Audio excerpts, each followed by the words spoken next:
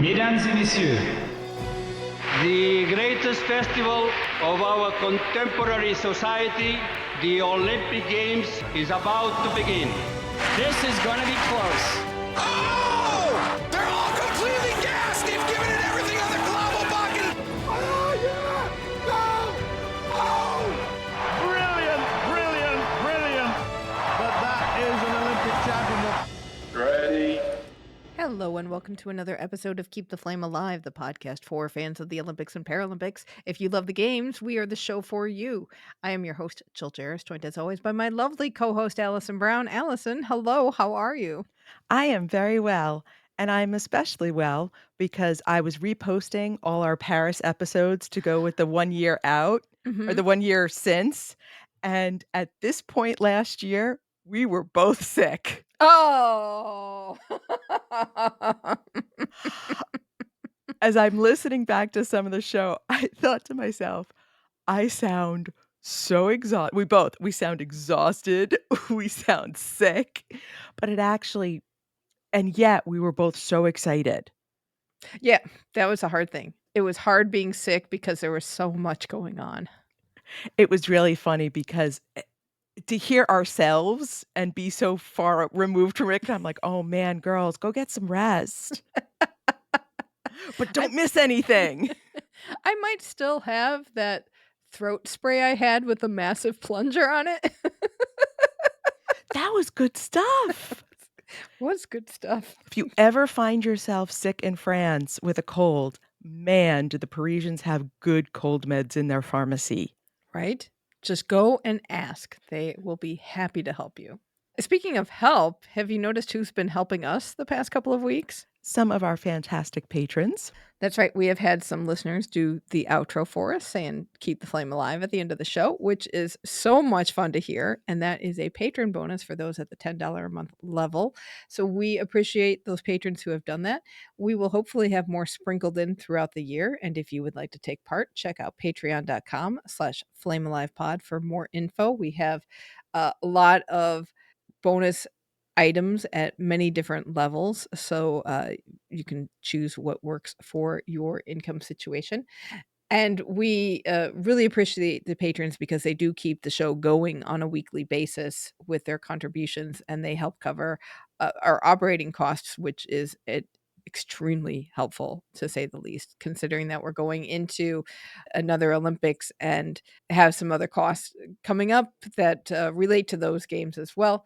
Italian cold medicine, possibly. Possibly.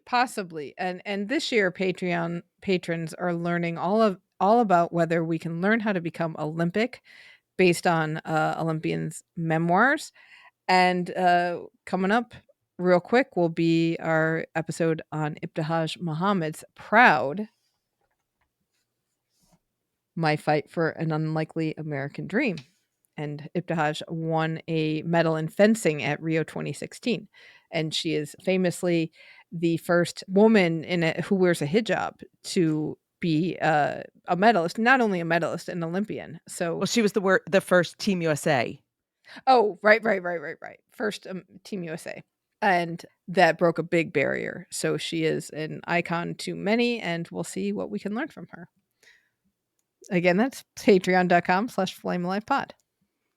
And speaking of books, that's right. Book Club Claire is back for our summer reading selection. We are talking about Above and Beyond, Tim Mack, The Pole Vault, and The Quest for Olympic Gold by Bill Livingston. Book came out in 2008. Take a listen to our conversation. Claire, welcome back. We are talking Above and Beyond, Tim Mack, The Pole Vault, and The Quest for Olympic Gold by Bill Livingston. What do you got for us? I have a book that doesn't know if it wants to be about pole vault or about Tim Mack. Can I go first? Usually I bounce it to you guys. I would like to go first. Okay. So the first thing I have had this book for a while, and I finally decided, okay, summer read. I'm going to get through the book. A short book, nice to have that. Read the prologue, the introduction, learning a little bit more about pole vault and all of the intricacies. But then our author gives us this clever little section mentioning about the Sydney Games in 2000 when women were introduced to the pole vault. But he says the arrival of women with their skimpy costumes and record-setting binges brought a whole new set of fans to the sport. And I immediately went, oh, it's going to be one of those books, isn't it? Can I say when I Go for it. When I read that line, I put the book down for like a couple of weeks. I just was like, I am not dealing with this. It does not bode well. And just set it down. Came back to it. Got past that. Got to something good. But there's keep going, Claire, because there's a lot to talk about.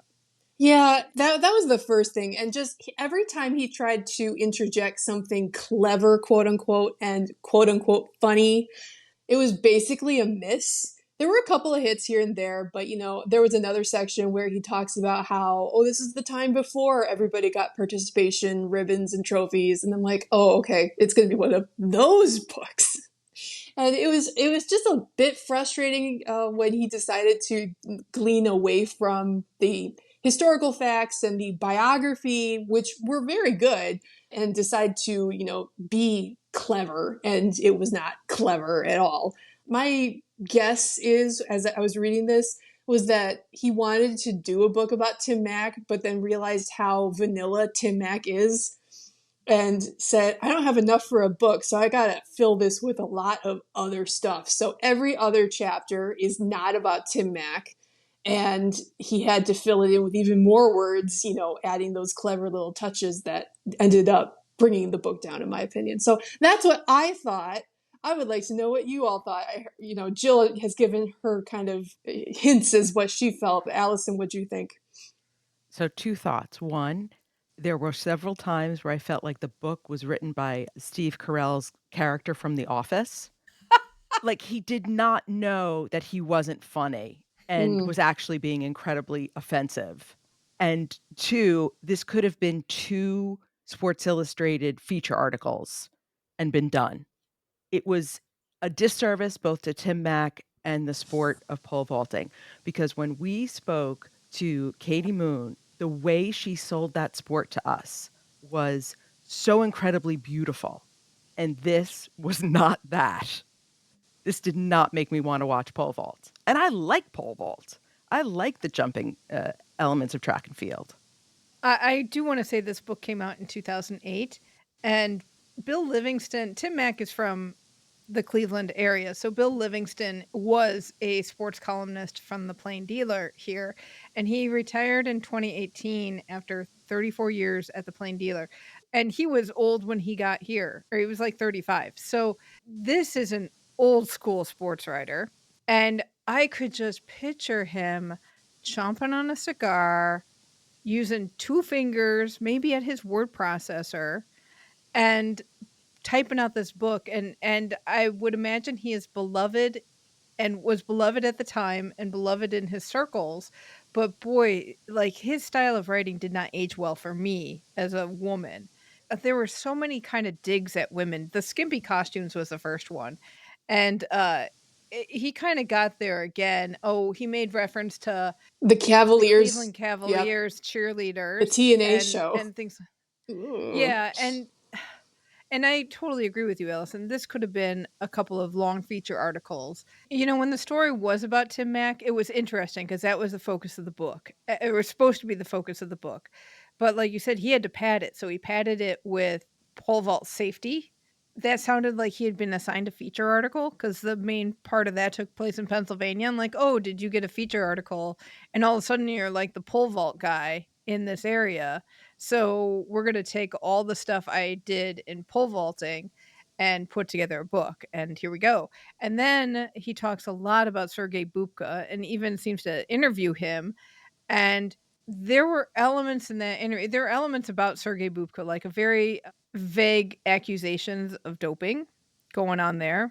I don't know what was going on at the time. I don't know what the word on the street was at the time back then.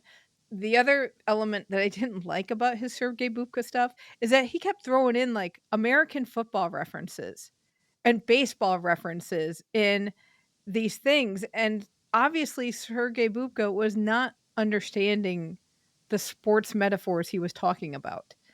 And how that got past the final edit was beyond me. And then the last thing I got was, oh my gosh, just again with chewing up the scenery.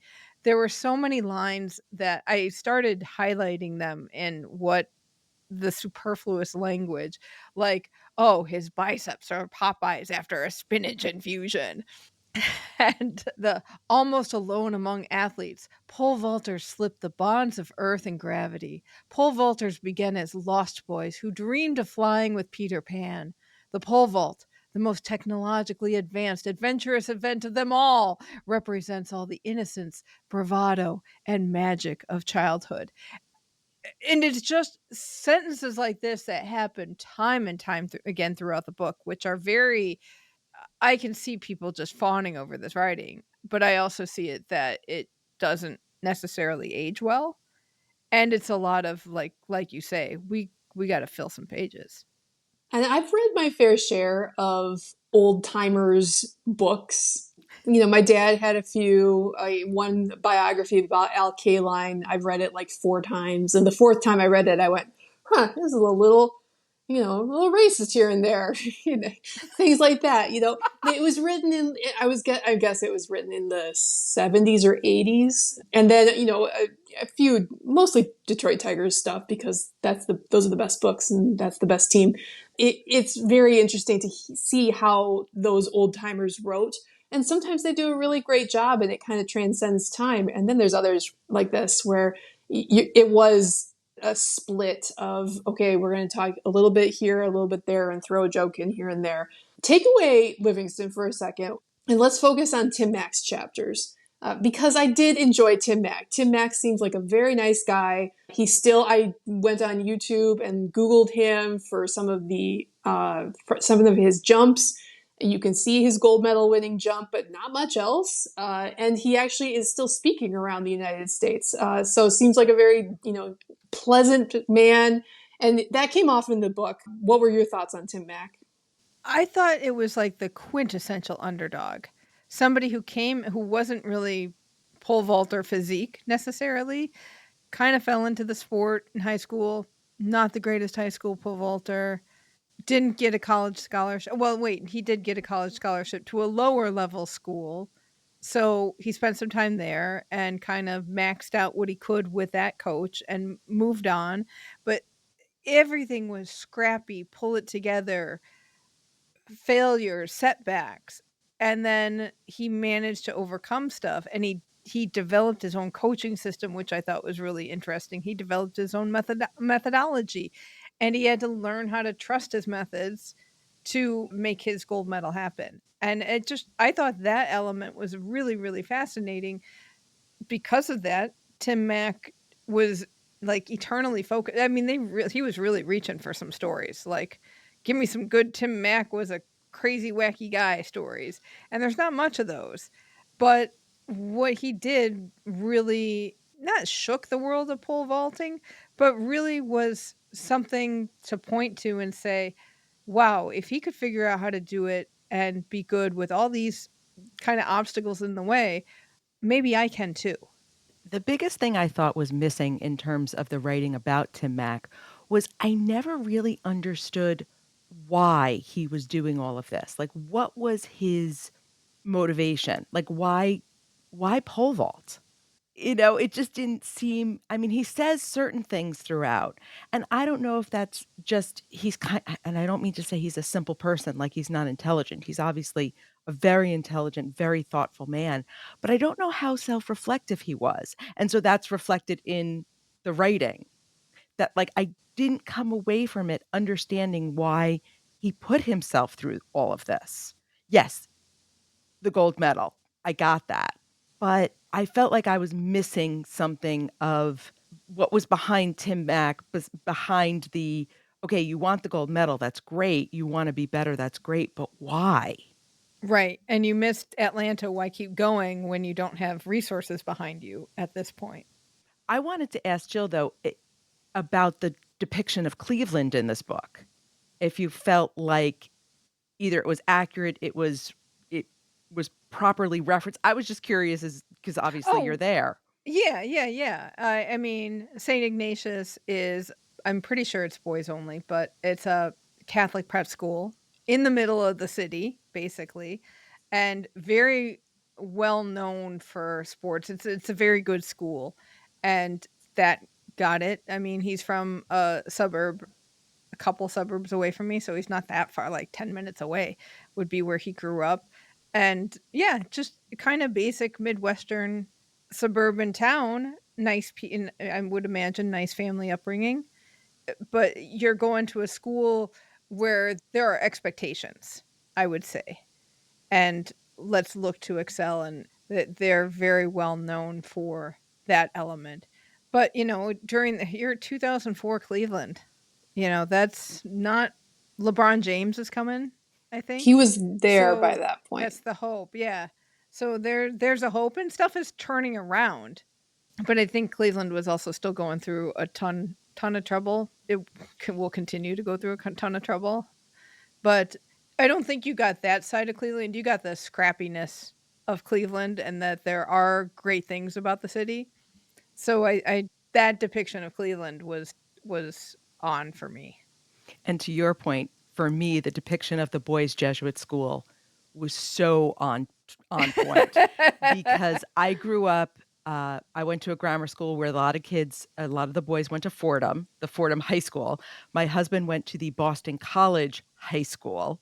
So this boys' Jesuit high school has a very specific personality, and he absolutely captured that to a T. So that was very successful in terms of we're complaining about writing. But just as an example, at BC High, you don't get detentions, you get jugs, which are judgments under God. I'm sorry. Wow. So I think I went to a Jesuit college. So the depiction of Saint Ignatius was probably my favorite part of the entire book. Man, I went to a Lutheran prep school for high school, and we didn't get that. We didn't have that. No, the Jesuits are not like anything else. Yes, if I look at the Google description, forming future leaders since 1886. So, you have very much tradition, excellence, all that jazz. Curious. And yes, it is a young men's school. I wanted to say, I thought that Tim Mack was a very interesting character, even though he might not have been interesting enough to warrant an entire book for him, which is too bad because he does have that mindset of, I'm going to get this done no matter what. I mean, when they mentioned he got a computer and he set up an email, and I love that so much because I immediately highlighted that. Like, this is a very old book. Oh, wait, you mean the AOL account? Yes, the Golden Athens account. It's like he set himself up, he made a website. Oh my goodness. These newfangled things that in apparently the 2000s was crazy. And it just, hearing about that and how, but he was so committed to getting this done and getting a Golden Athens that even when he failed for Sydney, he was still, trying hard, doing the lowest of low jobs just so that he could still train and achieve that. And then ended up, hitting with Olympians, you have to have that cycle and you have to be hitting your stride at just the right time. And for him, it was perfect. And for everybody else that he was competing against, it wasn't. And he was able to, get to those heights that he had been striving for at just the right moment. And I think that was, to his credit, a lot of his doing. It wasn't just, well, this guy was sick or this guy was injured. It was Tim Mack made a commitment. He wrote down what he needed to do and he did it. And I appreciated him for that. And we've talked to enough athletes where people will say there's no such thing as luck. Luck is simply being prepared in an opportune moment. And I think Tim Mack was very much that character in Athens. He was the most prepared, and then circumstances helped him along. But that wouldn't have happened if he hadn't done all of that work, both physically and mentally and intellectually, in terms of planning out how he was going to make this happen.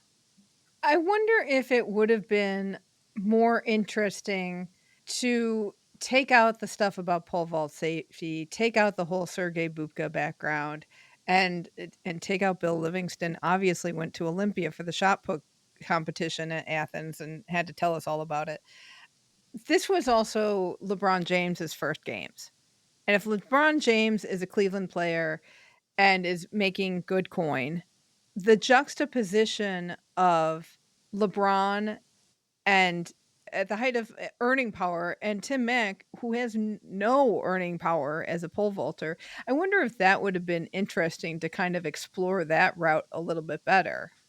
And then, of course, we have LeBron and you could sell more books. I wholeheartedly agree with that. That makes a lot of sense. And I think his reasoning for including this stuff, besides the I need more stuff, is the fact that pole vaulting doesn't get a lot of play in the United States. People don't know what it takes. So he felt like he needed to include those chapters. You know, we need to show how dangerous this is. We need to show who is at the top of the sport, even several years after his retirement. We need to include all of these things so that when we get into Tim Mack's story, you understand a little better the difficulties or the things that he was coming at. And I can understand that, but I do see your point being almost making more sense. You know, get the readers in with James, but also, you know, get them to see how important Tim Mack was to his sport respectively. And there were probably a few other Cleveland sports Olympians that year that he could have talked about. I mean, if Cleveland Plain Dealer is anything like the newspapers I'm aware of, they usually have an entire Olympics section, and one of those sections is dedicated to their local athletes. So it's definitely something that they probably could have done a little more, but it was probably more like, hey, we got to get a book out for Beijing. Let's talk about this guy. Go. And that was all of the lead that he had. So, although I think, Jill, your idea makes more sense. Yeah, and there were actually a decent number of people from the Cleveland, Akron area in Athens at that time. There could have been maybe some look at Cleveland for 2004. And maybe you don't talk about that much, but it does feel like Mack is very alone in his endeavors. And once he leaves the college fold, there's not much for him except for him. So then I guess it becomes kind of a lonely book in that sense. But I wonder how much of that is still true. I'm also curious. I almost would like an epilogue of this in the sense of now that there's much more money in track and field than there was. You know, we have the Diamond League, we have other events where they're making, you know, even pole vaulters are if you're in the top 20 in the world or the top 10 in the world, you can live on that. And what does that look like now? That's kind of an epilogue that I'd be interested in. And also the safety issues that he brings up. I actually liked that chapter a lot for myself, but not in the context of this book. What does that look like now? You know, have those changes been made? We know they don't wear helmets, but they were talking a lot about soft box and changing the size of the pits and certain changes that have been made. And I knew pole vault was dangerous, but this was scary. And is it better now? And that's kind of my own follow-up I need to do when finishing the book. The other part of this book is that you have things that are being stated about world records and things like that we're reading now in 2025 that are non-existent now thanks to what's been happening recently. Between Sam Kendricks and Mondo Duplantis kind of leading the charge on this new era of pole vaulters, a lot of the book talk is set to the side because it's like, okay, yeah, he might have been doping, he might not have been doping, but it doesn't matter because his world records are gone. And it's kind of interesting to take that with the context that we have nowadays. Were there any points in the book where you're kind of like, oh, that doesn't matter anymore?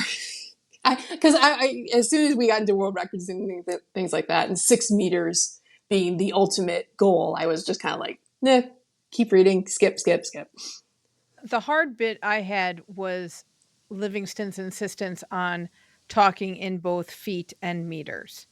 And I think I get at the time there is less American understanding of what meters is. And I think we have evolved a little bit more as sports fans to understand the pole vaulting metrics, so to speak. We understand what's a 6-meter jump and that. But to go back and forth, I really got hung up in this many feet and inches and fractions of an inch versus 6.5 meters or whatever. And I also got the impression that Livingston did not appreciate that athletes, i.e. Sergei Bubka, would get the world record by just a a few centimeters or 1 centimeter and then continually break that record. And I think, you can correct me, Claire or Alison, because I think you guys have a better handle on this. Doesn't somebody nowadays, and maybe back then too, give them a bonus for every world record broken? So you don't want to break it by whatever you can do. You want the money, so you break it by a little bit and then keep breaking it. And that is something that Duplantis has done consistently the past 3 or 4 years, is break it by centimeters. Yes, that is very common. And Bubka did it. Duplantis learned. I think sometimes it's the country will shell out the money. I think in the book it does mention that I think Nike was giving out bonuses. But I think, whoever is giving it out, they'll give it out every time you break the world record. And so, yeah, between Bubka and Duplantis, they have made quite a good amount of coin from breaking world records, just a little bit. And then you also have the kind of the backroom bonus of 10-time world record setting. They get a headline every time they break that world record. Why would you break it by a foot? Why wouldn't you just break it by a centimeter each time? Because then every time you compete, you get back on the sports page. You get the attention all over again. So it's just good business to do it by a little. That's the thing about high jump and pole vault, is you can go by little bits. Whereas when it comes to running, even long jump, or any of the throwing events, you're kind of basing it on your body, and you can't be as exact when it comes to you getting to that goal, as opposed to those other two events where it's like, I know exactly where my body needs to go. I just have to make sure I can get there. So those two are interesting. And then also the way the competition is structured, the way pole vault is structured, you know exactly where everybody has landed. Where certainly any running race, you got to be faster than everybody else.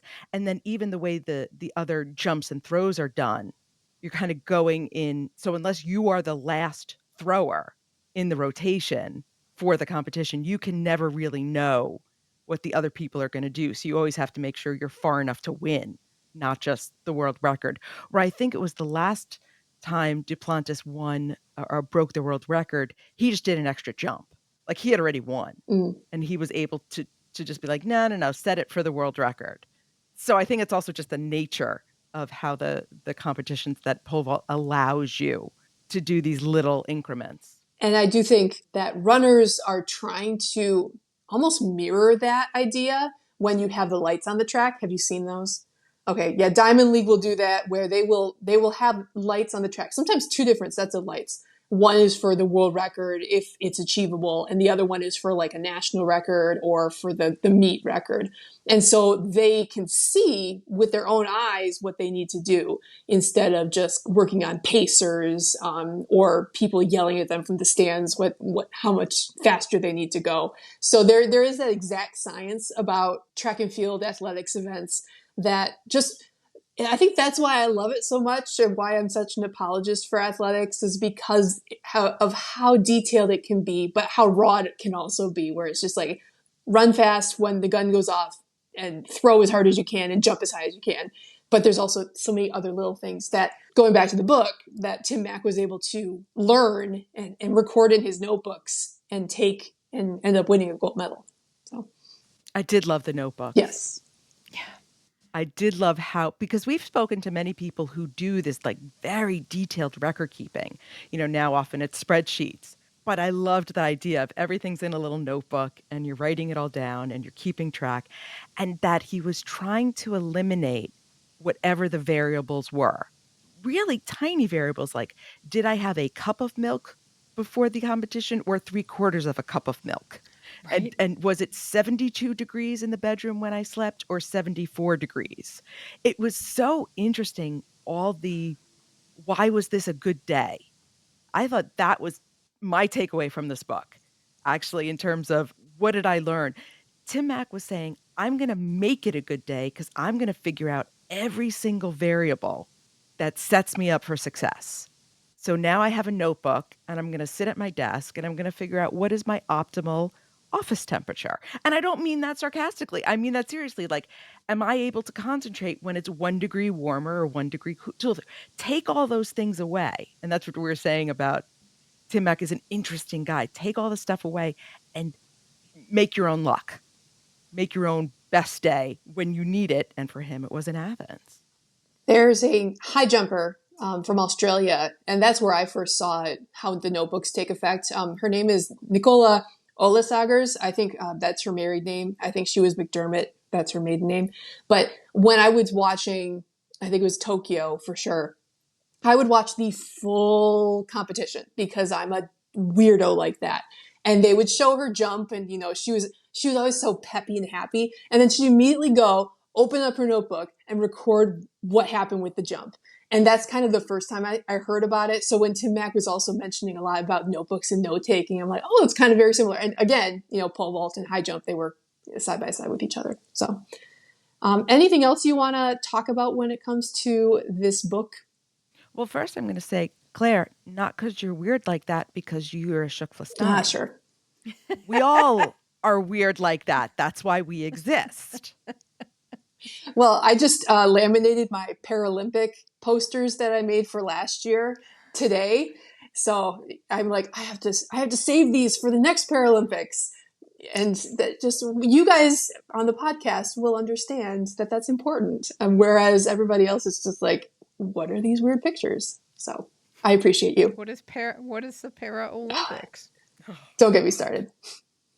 Is that like the Special Olympics? All right. Final thoughts.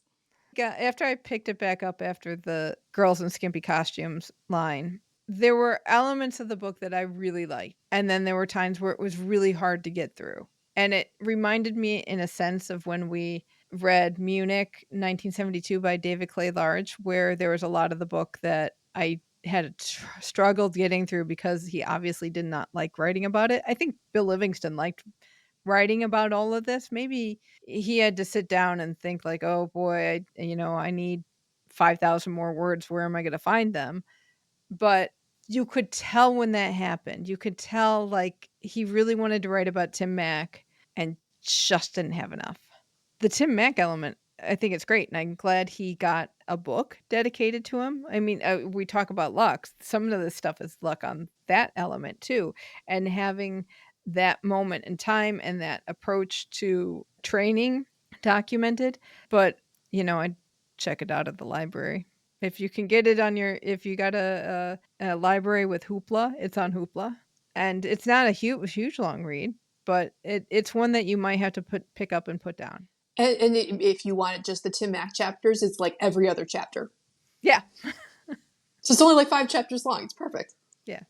Yeah, I think Bill Livingston's editor needs a jug after not doing enough on this book. The other thing I would say is I do want to read now a book on women's pole vault because I think Livingston was very dismissive. And we hadn't had that many Olympics with women's pole vaulting in, so he didn't have anything to work with. He also didn't look for anything to work with. So the women's game got no attention except for a couple of Stacy Drakita mentions and one mention of a high school girl who got very seriously injured. So editors, we know a lady who could be the subject of your book.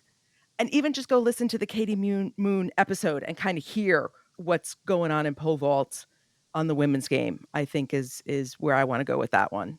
I don't think we need jugs. I think we need juts. Judgments under TKFLASTAN. and this book does get a little jut from me. And I think I recommended it, or I think I asked for it. You did. You Again, did. we have to stop me. Please, we have to stop me. Because I am recommending a lot of the books I'm so ashamed that who needs a chug is this girl for recommending these books. Not horrible. It's not as bad as some other ones. But yeah, it's there's a jut for this for me. I'm glad that it was a short read, but not because of the subject matter. I love pole vault. I appreciate Tim Mack. If this book was meant to be consumed to appreciate Tim Mack more, then it succeeded, because I do appreciate Tim Mack much more than I did before I started this. So if anything, Jill, take that and enjoy that. Thank you. So Thank you. So what's next, Claire? Well, first, Is it another Jill pick? Because we could change no. what we're doing. I believe this was one of mine because, okay, we just had the 400th episode. Congratulations again, by the way. Thank you. Thank you for coming. Thank you for being a part of it. You're welcome. And the mention was, well, where did you first start, or when did you first start listening to the podcast? And we mentioned, a few of us mentioned that we were listening during 2018 when the Pyeongchang Olympics were taking place. And that's where I started listening. So we're actually taking something from the Pyeongchang Olympics. We are going to be reading a book about the unified Korean women's hockey team. It's called A Team of Their Own, How an International Sisterhood Made Olympic History. And it's by Seth Berkman. It is on Hoopla if you like your digital library books like I do. That's literally where I'm looking at it right now. And I'm looking forward to it because I remember there was a lot of hype about this. And I really am looking forward to seeing how it all came together. And since it is only 7.5 years away, I'm curious to see like when it exactly got published, how much got hidden in the weeds, because you are talking about, very divisive two countries, and, what was allowed to be published and what wasn't. So it's going to be a very, very curious book to take in. And I hope that there is a little meat in this book as compared to some other books that might just be very shallow. So that's what I'm hoping for. I hope you guys enjoy it. I'm hoping for, if we're talking meat, maybe I will get some Korean barbecue to accompany it. Delicious. I'm excited because it's a book that's been on my shelf for a little while, and we will finally read it. And this is the year of TKFLASTAN helping Jill read the book she actually owns. So I am excited to look forward to this too. Thank you so much, Claire. We'll have you back on probably around Thanksgiving-ish, I guess. That works for me. Because that tends to be a good time for reading and thinking about books. So thank you so much, and we will see you next time. See you when it's colder. Thank you so much, Claire. Claire is CNET Travels on Insta and YouTube. You can check out her travel log videos. They are fantastic. And if you want to get that book, Above and Beyond is available on our bookshop.org site. We've got lists of all the book club books that have been on the show. That's bookshop.org/shop/flamealivepod. You can also, if this one, it happens to be on back order a lot, so you can also find it on your library. If your library has Hoopla, you can get it from your library. So check it out there. And reminder that next time we will be reading A Team of Their Own, How an International Sisterhood Made Olympic History by Seth Berkman. That is also available at our bookshop.org site. If you shop through the site, and you don't have to buy just the books on our lists, you can buy any book through our bookshop.org/shop/flamealivepod. We get a commission off of any purchase made through that link, and that goes to helping us build the funds that it takes to get to Milano-Cortina and to other games in the future. So we greatly appreciate all of you who support us that way.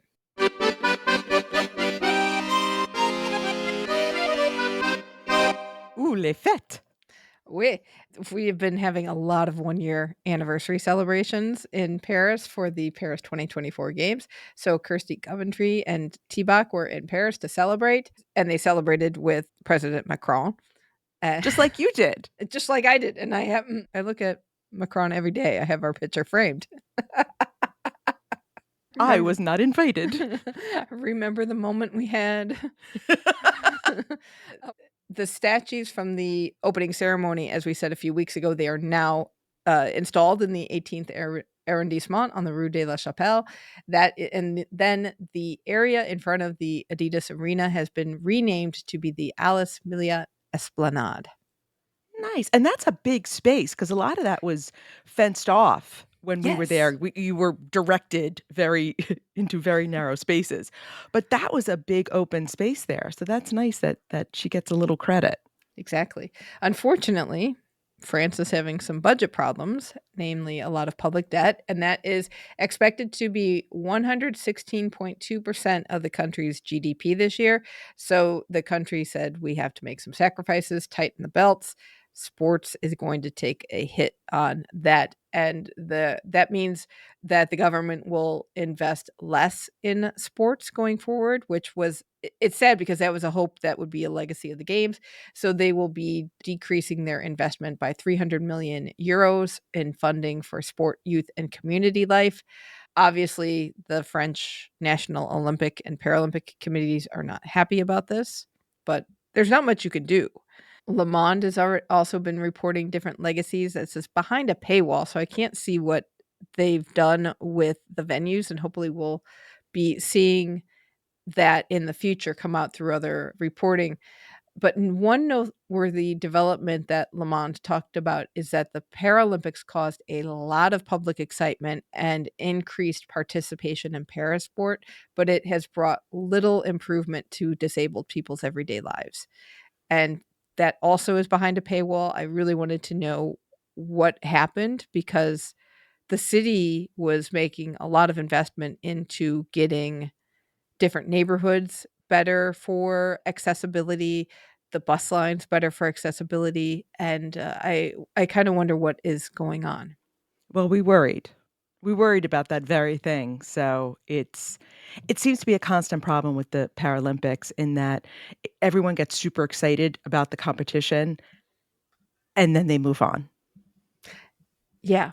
And it's really hard to maintain that momentum. So hopefully France they can get past these budgetary problems and make something happen, but we'll see because they've got another games coming up.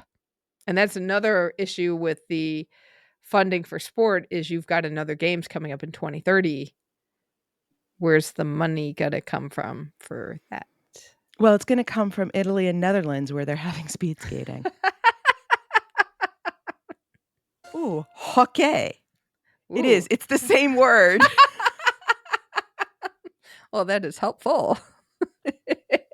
We have a little bit of news from Milano-Cortina. It's going to be slow for a few weeks, I think, because Italy goes on vacation in August, including the entire country, the entire Olympic Committee, the entire organizing committee. No. They get a break.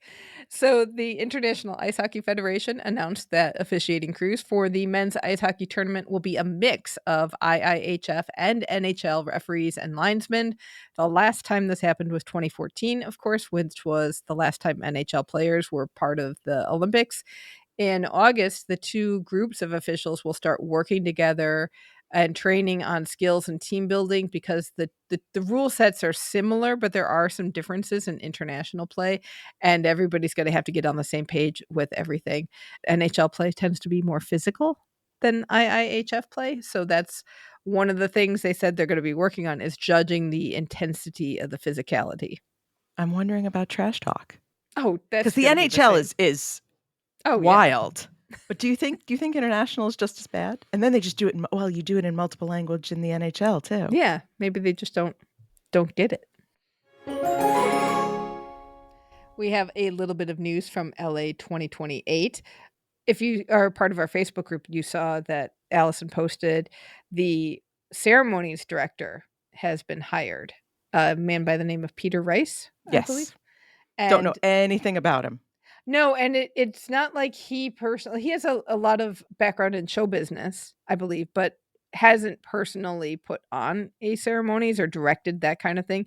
And from what I read in that article, he will be a good manager of the whole thing. So they're going to tender out companies who tender out to a company that specifically does ceremonies production. He's not doing the artistic guiding of this. Not, he's the business guy. Yeah, he's not Tomas Jolie. That would be interesting if they got him back. Oh, what God. would he do? I mean, he had death threats the first time around. Can you imagine what would happen here? I don't think that's going to happen. No. But no. We'll look for something to, they'll be putting out contract bids in the very near future, I'm sure, because 4 ceremonies is a lot. And if you're putting one of them across 2 venues, also a lot. So we'll see what happens. Also, the LA City government announced that Mayor Karen Bass signed a Games host city accessibility commitment to ensure what they're calling, quote, a Games for all, end quote. This includes a Games accessibility plan and the appointment of the city's first accessibility chief within the Office of Major Events.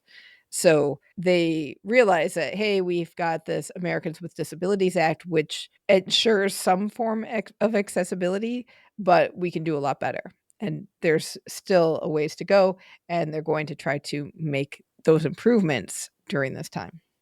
I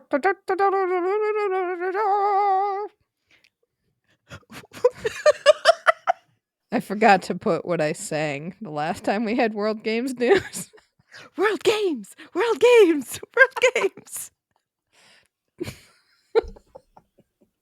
Maybe I can just mash that up. So that's going to be our World Games sounder.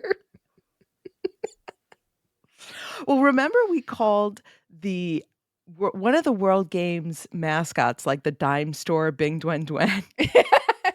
So now we've got a dime store sounder for World Games, which is not fair because these athletes deserve better than that. They do. So we'll work on that and get something, because the World Games are coming up. They will be coming up starting August 7. So get ready for some World Games coverage from us. And Chengdu 2025 hosted the first ever World Games torch relay. And I will say, like with most communication from the World Games, I don't understand what they're actually trying to say, because I think this was a 1-day event. Okay. And that's cool, but if you're going to do a 1-day event, why do it on July 26th when the games are on August 7th? I don't know. Maybe that's when Jackie Chan could show up. So this took place in Sichuan province, featured 120 torchbearers who each symbolized, quote, society excellence and global connection, end quote, per their press release. Torchbearers did include Jackie Chan, actor and notable Matt Stutzman fan. Oh, that was great. Wasn't that? That was so much fun. Olympic figure skating champ Hong Kong and 2-time Olympic table tennis champ Ma Long. And then several World Game stars also took part. Rightly so, I thought, including karate champ Sandra Sanchez, Muay Thai athlete Sophia Olofsson, and life-saving champ Marcel Hassemeyer. So the World Games is going to be an opportunity to see flag football and lacrosse and squash ahead of LA 2028. So if you're interested as to what those will look like, tune into World Games coverage. They have a platform of World Games Live, so everything is going to stream. We'll make sure that's on our Facebook group. We'll put it in blog posts and on social. Not many Americans are going to the World Games. I will say that. I'm not surprised. I'm not surprised either. We've noticed on the Facebook group some other nations have separate World Games committees, like the USOPC and other national Olympic committees and Paralympic committees. We do not, but I was hoping that Tom Scott would be going for karate, and his name was not on the list. So we'll see what happens. I'm excited. I'm excited to see some of these sports again. You did love life-saving. I did. Life-saving was cool. When I saw on the list fin swimming, I was like, oh yeah, fin swimming. And remember that wild canoe? Where they had to carry the canoe? Yeah, and they ran on the beach and then put it. That's exciting. And the different gymnastics that you don't see in the Olympics, where you get tumbling and the pairs, and that stuff is really fun. That's fun to watch. And some of the different ball sports that you don't see, orienteering is fun to watch. And I'm really excited to see Dragon Boat, because that's new for Chengdu. So look forward to that. We will be having a couple shows dedicated to World Games coverage. So we want to hear if you're watching along and what you think. Welcome to TKFLASTAN. It is the time of the show where we check in with our team, Keep the Flame Alive. These are past guests and listeners of the show who make up our citizenship of TKFLASTAN. We got some results from the FIE Fencing World Championships. Lee Kiefer won her first World Championship gold in women's foil and then took the team gold with Olympic teammate Lauren Scruggs and newcomers Jaylin Liu and Emily Jing. Men's team foil with Nick Itkin, Alexander Macialis, Garrick Meinhardt, and someone I haven't talked to, Bryce Louie. They took silver in the team event, losing to Italy 43-42 in the final. Race walker Evan Dunphy, he's the Mondo Duplantis of race walking, I think. He broke his own record to win the 3,000 meters at the St. Jerome Classic. Wheelchair tennis player Charlie Cooper has been awarded a wildcard entry into the men's wheelchair draw for the U.S. Open. I was so excited when I saw know, this. He's moving up. And wheelchair tennis is back at the U.S. Open because they didn't put it in last year due to the Paralympics being right ahead of time. Congratulations to goalball player Callahan Young, who married Eliana Mason, who is also a goalball player. They got married on July 19th. Callahan and Team USA's goalball team is playing at the 2025 America's Championship in Sao Paulo, Brazil, now through August 8th. You can watch the games on the IBSF YouTube channel. That's at IBSA Blind Sports. We'll have a link to that in the show notes. Hopefully you'll get a link to that because I might be watching the show, watching some goalball instead of editing the show. Not a bad honeymoon. No. And get well wishes to shooter Sage and Madalena, who had surgery on her shoulder last week. She posted a few things. She's looking in good spirits. So get well quick. And that is going to do us for this episode. Let us know how you're training for LA 2028. We love hearing from you, and you can chat with us and other listeners on our Facebook group, Keep the Flame Alive Podcast. Email us at flamealivepod@gmail.com. The voicemail and text line is always open at 208-352-6348. That's 208-FLAME-IT. And if you need more Olympics and Paralympics in your life, and who doesn't, sign up for our newsletter at flamealivepod.com. We'll have a link to that in the show notes. Are you going to start a training notebook for LA 2028? Today, I drank this. I slept this. I think I should. What did I eat before the show today? Right. What did you eat before the show today? I had some watermelon because I went for a bike ride. But I don't think I'm going to be bike riding that much in LA. But I think a training notebook is in order. I will not be biking in LA. We still got to get you bike riding, period. So next week we are going back to Sydney 2000 as it is the 25th anniversary of the Sydney 2000 Games. I've been working on my story. I can tell you I had, if anybody saw me in the car yesterday with my jaw open, like for 30-40 minutes, it's because I was listening about eventing. Horsies, yay! So that's my side. What are you going to be doing? Do you know? Okay. Well, anyway, we will have that. We will have some equestrian and more coming up next week from Sydney. Be sure to tune in for that. And on that note, thank you so much for listening. And until next time, keep the flame alive.